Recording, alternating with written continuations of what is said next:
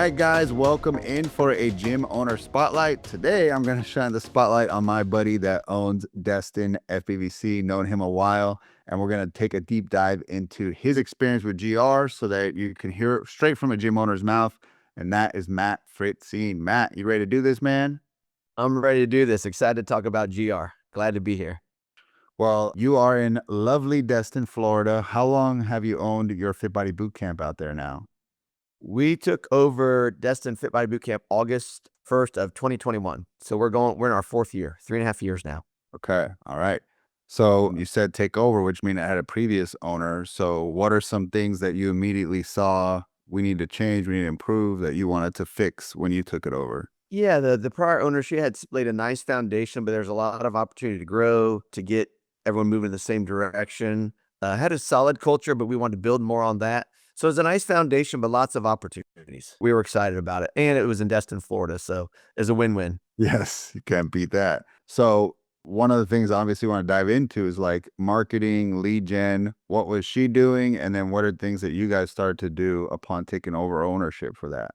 I think hers was fairly basic, mostly her. And when we came on board, so my wife and I, Brittany, we were doing all the lead gen. We were running all the sessions. A pro and a con, when we did take over, all the coaches had left because some had PCS, they were military spouses and things of that nature. So it was just us. So Brittany and I started over, and we really, for the first 2 years, it was just us.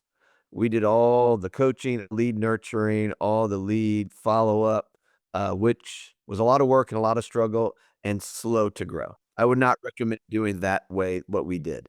It was great though for the culture because we didn't like the culture, we could turn the culture and grow and really pour into our members, which we wanted to do.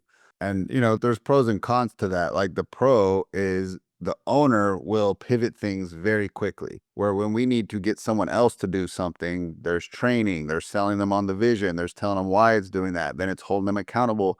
And it could take weeks when an owner could do it in days or hours, right? So you're like, you said, I need to change the culture. Tomorrow we're changing the culture. And I do think, again, as an owner, it's great to do all the roles in your company, from cleaning to coaching to lead nurturing to selling memberships to everything, because then you can properly hold the person accountable because you're like, this is how I did it. I want it done this way.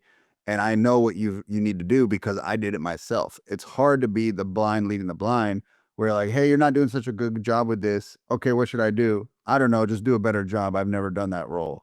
Then it's like, well, again, that's why I don't think it's a bad thing the owner knows a little bit about how to set up a Facebook ad, even if it wasn't the best one ever. Know what the buttons are, know what you have control over, right? Lead nurture. How did you get them on the phone, right? Like these are all good things to learn. And you learn that in those years, right? Totally. And it's in the routine of, hey, you're up at 4 a.m. to coach at 5 a.m., 5 days a week. And you're grinding, coaching 7, 8 sessions a day. It's, and you're working on Saturday. And like, oh, people are like, oh, you have Sunday off at least. Oh, really? Not really. You don't have any time off. So but you do, to your point, you're there, you understand what it takes, and that's a good thing. Yeah, it's an intense growth time. Like you're compacting what some people would take years into like, a short period of time, and your exponential growth at that time. Yeah, and we had a lot of fun doing it. We loved it. We were having fun. It's really where we wanted to be. We wanted to grow and be there and pour into that community. So I don't know if I'd necessarily change what we did that time, but I don't know if I'd want to do that a second time. But it was we had a lot of fun doing it. We impacted a lot of people's lives directly.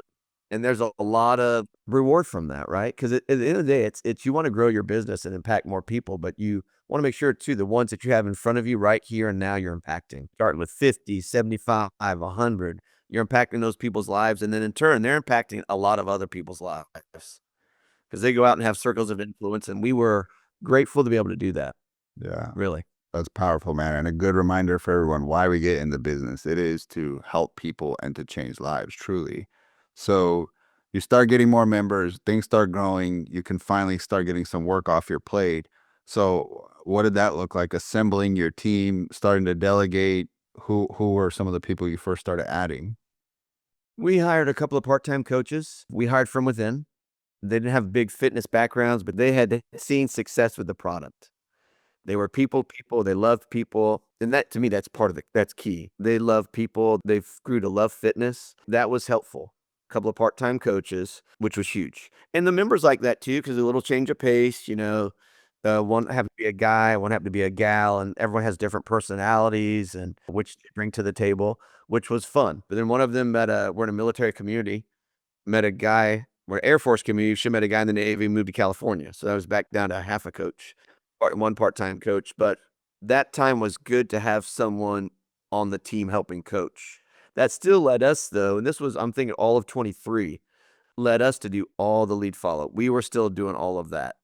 So that was still where, as I look back at 23, I knew leaving 2023, we really didn't grow. We were like in a plateau where I'm like, when I'll just say our numbers is we finished that in the 2023, we had 140 members. I'm like, this isn't really where we want to be as a business. We're impacting people, but we want to impact more people. I'm like, we have to change what we're doing, right? Just hiring more coaches wasn't enough. At the end of the day, it's not my happy place to be calling people up. That's not what fuels my jets, right? It's not what gets me going. So, and I know that I'll do that and I'll get them on the phone and talk to them, but it's not my favorite thing to do. So what happens when it's not your favorite thing to do? It's probably the last thing you want to do. Yeah, you So get procrastinated on. That number, like I hear it more and more. It's like 140 to 175. Like a lot of gyms stall out there. And I think that's the number where you max out your hours per week. Like you're literally maxing out mornings, waking up early to late at night. You got to just do a new strategy because you've done the grind version, which is an 8 hour week, and you've seen what it can get you. It's time to, start assembling a team and building systems and being the zoomed out visionary that's thinking of like those strategy moves. Like, hey, this strategy is not working, team. We need to go another direction.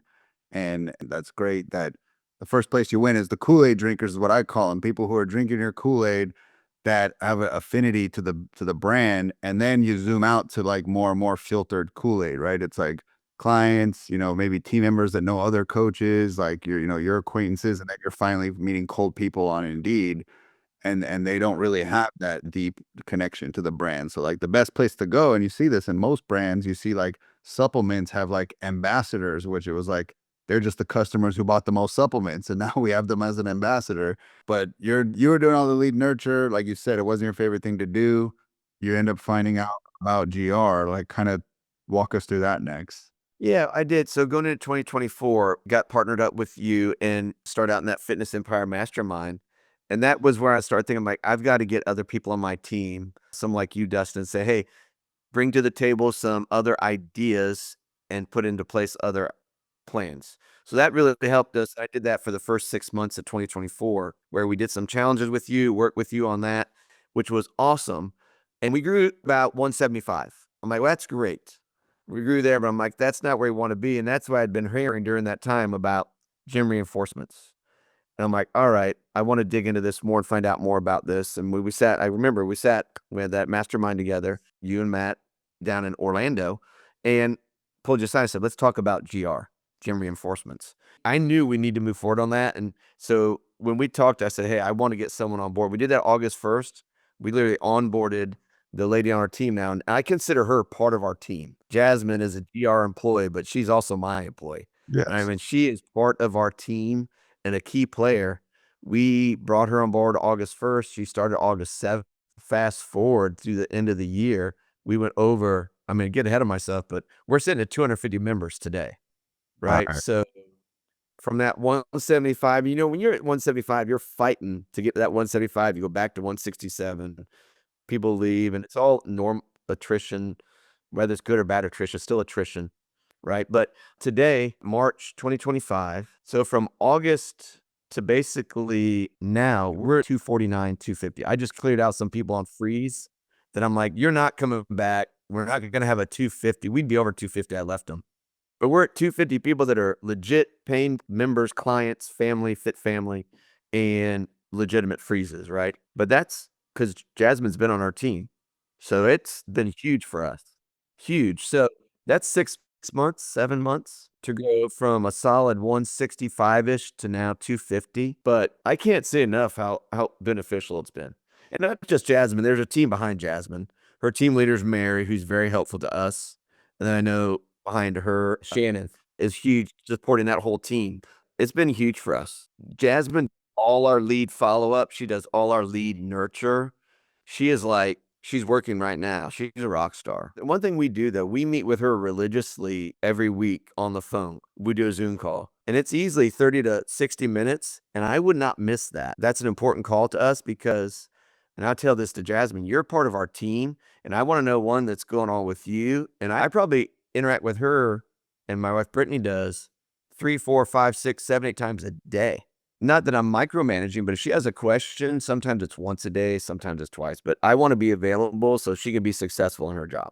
I want to say thank you for being a good leader because the best gym owners that we work with, they treat their sales associate from our team like you're treating Jasmine, right? Like you don't use divisive language and the separation language. And what I mean by that is when people say your, like, your company, your guys, your team member, immediately we feel like separation. We're like, why are you saying your, ours, right? You're like, she's our team member. You're helping our company. We're achieving our mission. That's unifying language, and that's something we identified in our best gym owner clients that we work with.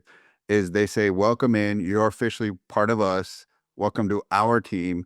And they use that type of language, and then they make themselves available and they treat that person. It's just this weird kind of mindset, like the minute you hire third party there, you don't treat them as that way, and you kind of get what you reap what you sow. So it's like, treat them different, and then they're going to want to work harder for you. And so I'm definitely grateful for that feedback. I think again, it's a two-way thing. She's doing her role, but you guys built a great culture. You guys lead her well. You make yourself available.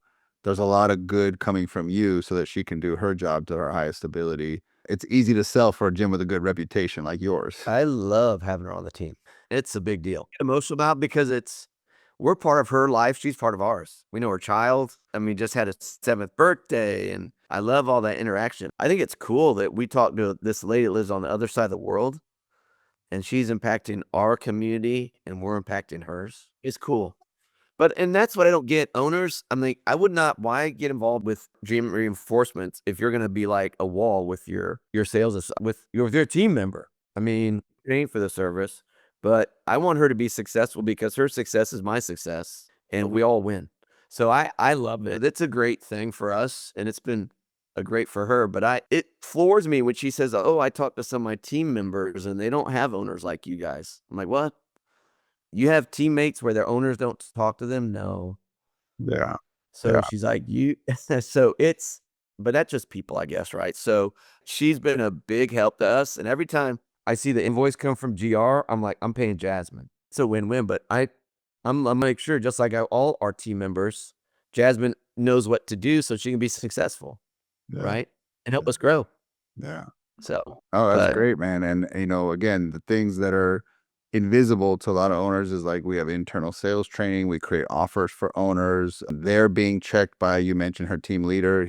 She's quality checking her, making sure that she likes what she's hearing on the phones and the text.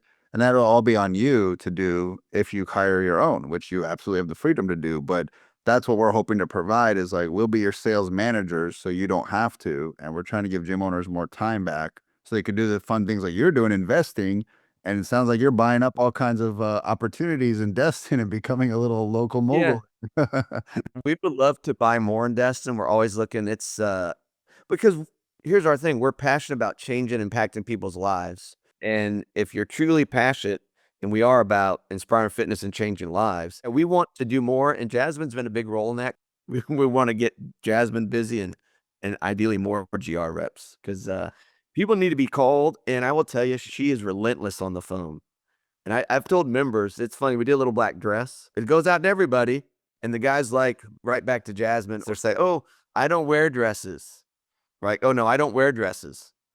Well, Jasmine followed back up, "Well, you could wear tux."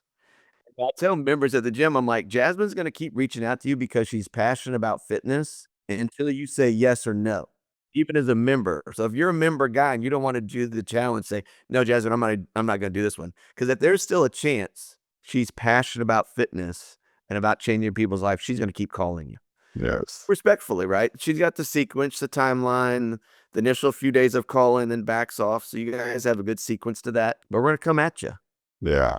because Netflix is coming at you, everybody else is at you, and Jasmine is gonna come at you.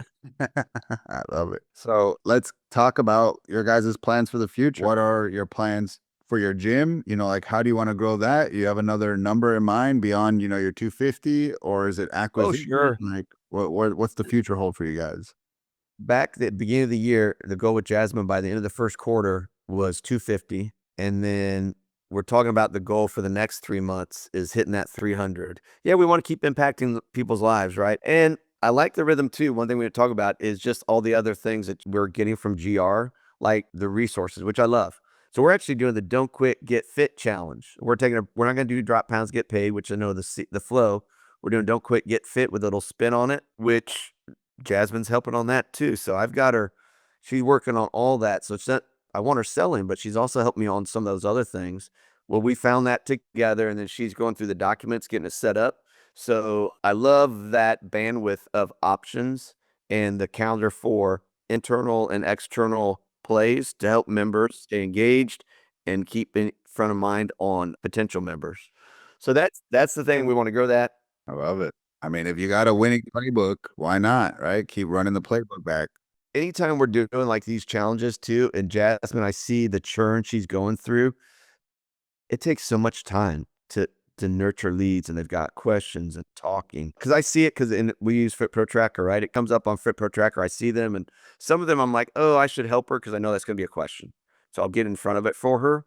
But because I want to get sales in, I want to keep her going.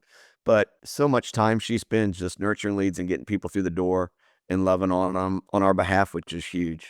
But no, we want to keep growing. So next goal is 300, and then 350, then 400, and just keep impacting lives. And I will tell you, the more people we get in, we're getting huge, just a lot more referrals from people, which is crazy because they come in, they have a phenomenal experience. They've got through the door. She sets up checkout pages for us. And we might even get to the point where there's no credit cards in studio. It's all done online with Jasmine, but we're not there yet. We'll take them at the desk too, but it's just easier for people, right? Checkout page online through FitPro Tracker. It's done, charged, boom. Yeah, I love it. Or even a QR code in the gym where they can just scan it and then put their card in, like becoming more and more commonplace. I walk into business all the time where they say card only, or this is a cashless business. Cause from a safety standpoint, you don't have cash on hand, you can get robbed and all this stuff. Like it's not a bad thing. I want to point out one thing. I know for a fact that you guys have a great culture because that's a sign is you get a lot of referrals. You have retention. You could not be slowly climbing up month after month membership if you didn't also have amazing retention. You can't outsell a bad retention problem. So as we wrap up, any golden nuggets that you can pass on to a gym owner that maybe has like too much turnover, high attrition, they don't get a lot of conversions, they don't get a lot of referrals, and they want to improve that culture and improve the retention? Anything special you guys do that you'd pass on to them? I do think if you're not spending time in your gym, you've got to spend some time in your gym getting back. And I know there's two schools of thought. You got to spend some time boots on the ground though to see what's happening.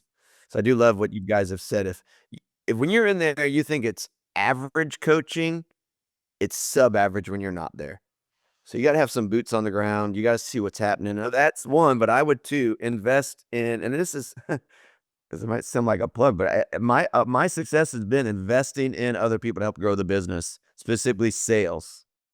Getting someone helping you selling that wants to sell and loves to sell. I'm not going to ever ask a coach to do lead follow up, lead nurture. I guarantee you, it's not their happy space.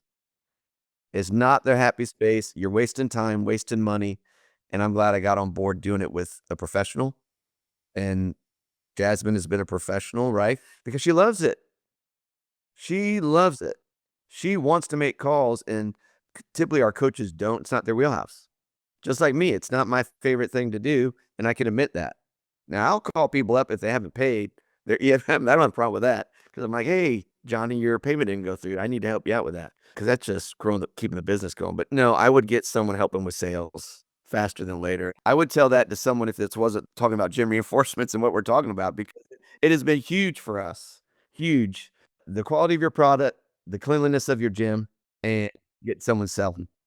Cleanliness of your gym is big. That comes up. People talk about, hey, your gym is so clean. Or they're like, this other gym wasn't that clean. Not perfect, but clean. Right. So quality product, clean gym. And there's a lot of other things, but those would be three big ones. A trainer would walk in and they'd look at the equipment setup, and a client walks into the gym and they look at the bathroom setup. So it's like, are we looking through our trainer eyes, or are we looking through our customer's eyes? and you're locked in right there. You see how's the greeting, because if I'm awkward, I want to have that diffused ASAP. If I feel anxious or not welcome or I'm not part of the tribe, like defuse that, make them feel welcome. And then when they got to go to the restroom, make sure that is very clean. It doesn't feel icky, because that's the fastest way to make women run away, is have a nasty bathroom. Well, thank you, Matt, for sharing your experience. And we just wanted to get a raw, honest look into what's going on at your gym. And thanks for sharing the golden nugget. And if you guys want to check out what they're doing, go check out Destin FEBC. What are you guys more active on? Facebook, Instagram, a little bit of both? We try to keep them both going, Facebook and Instagram. We're doing a milestone things. If anyone's not, last golden nugget, doing milestones at their gym, I thought it would be good, but it is wildfire. How excited people get. We've got couples that will match. He's at 200, she's at 400. They'll time the day. They are organizing their lives to hit milestones so their friends can be there. And we only do 100, 200, 300, 400, 500, 750, and 1,000, but it's big. It's a celebration. It's a small effort. That's a huge thing. You took something mundane, you made it fun. That's what a good coach does. So shout out to you guys. All right. Well, thank you, Matt, for the inside look, and we'll see you guys on the next one.